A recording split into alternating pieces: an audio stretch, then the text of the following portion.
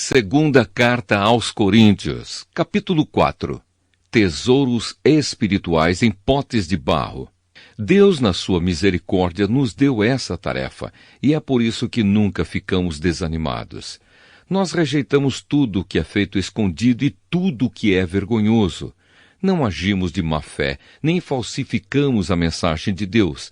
Pelo contrário, agimos sempre abertamente, de acordo com a verdade.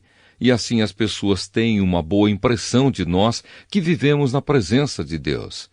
Porque se o evangelho que anunciamos está escondido somente para os que estão se perdendo.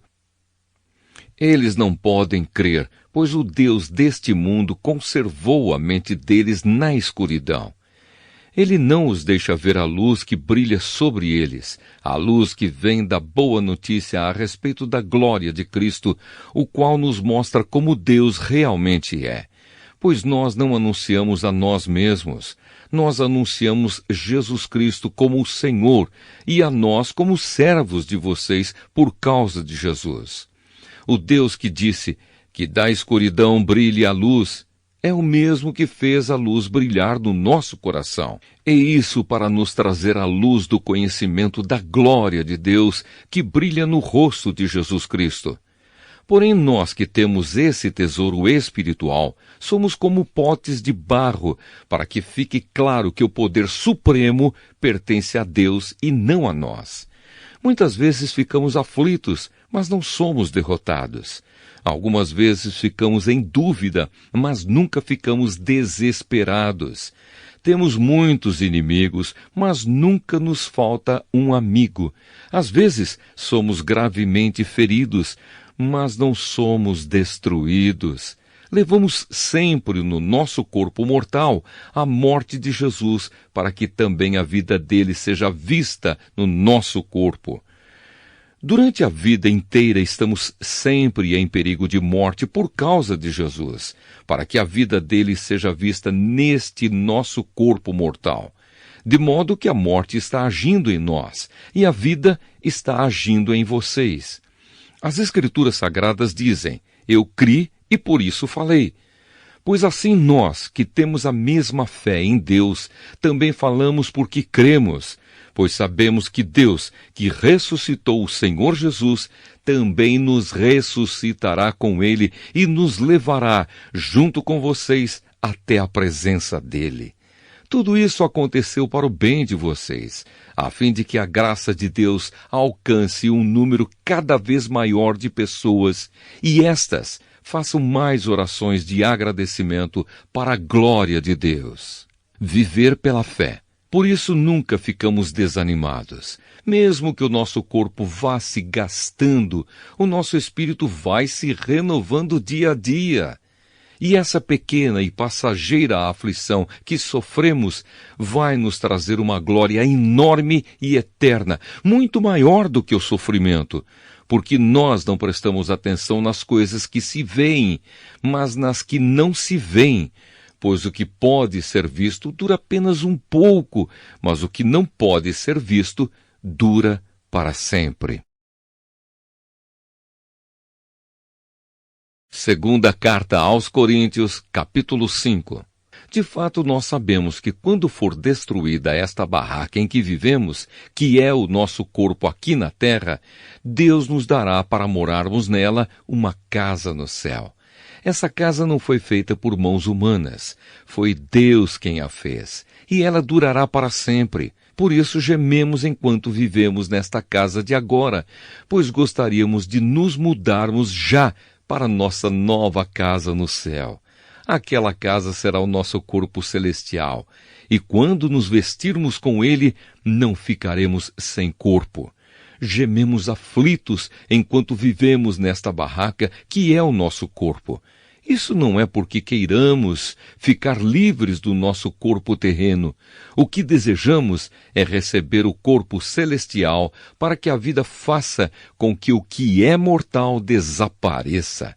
E foi Deus quem nos preparou para essa mudança e nos deu o seu Espírito como garantia de tudo o que Ele tem para nos dar. Estamos sempre muito animados, pois sabemos que enquanto vivemos neste corpo, estamos longe do lar do Senhor, porque vivemos pela fé e não pelo que vemos. Estamos muito animados e gostaríamos de deixar de viver neste corpo para irmos viver com o Senhor.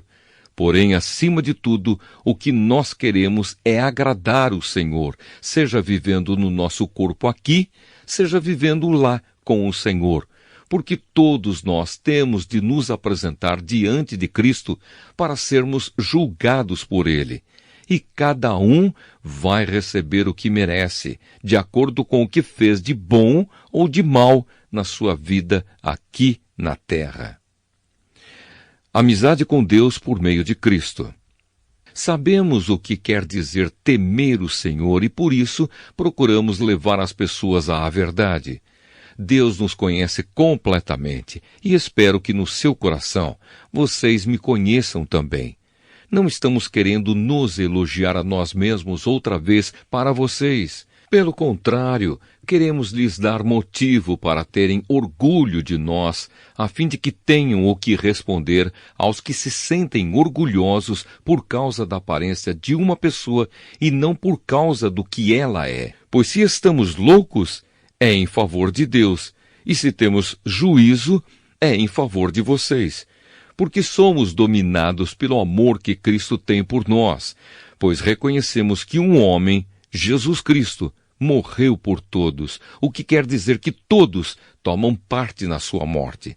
Ele morreu por todos, para que os que vivem não vivam mais para si mesmos, mas vivam para aquele que morreu e foi ressuscitado para a salvação deles.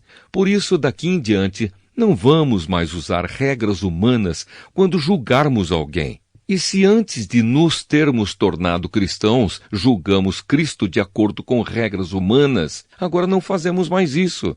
Quem está unido com Cristo é uma nova pessoa. Acabou-se o que era velho e já chegou o que é novo. Tudo isso é feito por Deus, o qual, por meio de Cristo, nos transforma de inimigos em amigos dele. E Deus nos deu a tarefa de fazer com que os outros também sejam amigos dele.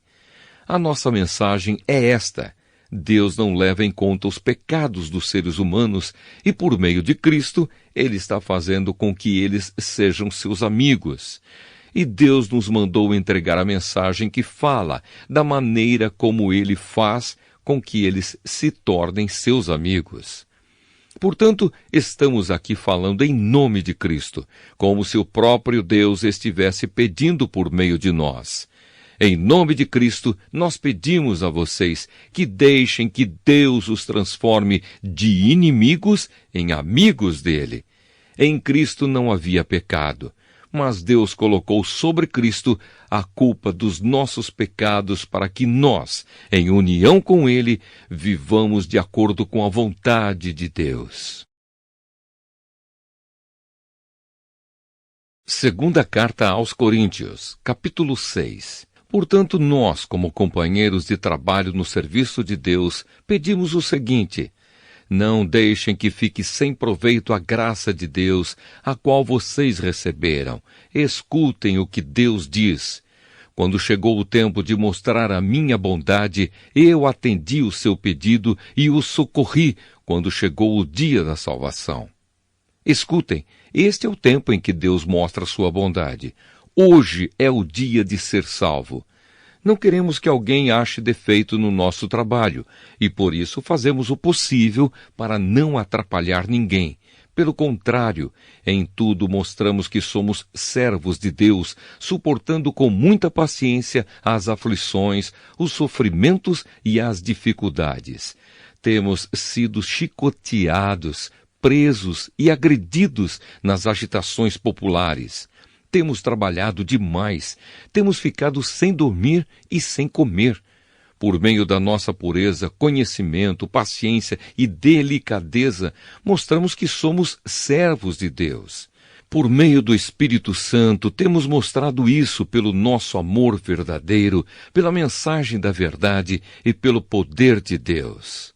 Por vivermos em obediência à vontade de Deus, temos as armas que usamos tanto para atacar como para nos defender. Somos elogiados e caluniados. Alguns nos insultam, outros falam bem de nós. Somos tratados como mentirosos, mas falamos a verdade. Somos tratados como desconhecidos, embora sejamos bem conhecidos de todos. Somos tratados como se estivéssemos mortos. Mas, como vocês estão vendo, continuamos vivos. Temos sido castigados, mas não fomos mortos. Às vezes ficamos tristes, outras vezes ficamos alegres. Parecemos pobres, mas enriquecemos muitas pessoas. Parece que não temos nada, mas na verdade possuímos tudo. Queridos amigos de Corinto, temos falado francamente e temos aberto completamente o nosso coração para vocês. Não temos fechado o nosso coração. Vocês é que têm fechado o coração de vocês para nós. Eu falo com vocês como se vocês fossem meus filhos.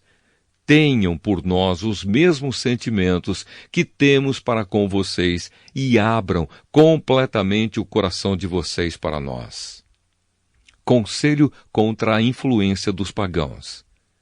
Não se juntem com descrentes para trabalhar com eles, pois como é que o certo pode ter alguma coisa a ver com o errado? Como é que a luz e a escuridão podem viver juntas? Como podem Cristo e o diabo estar de acordo?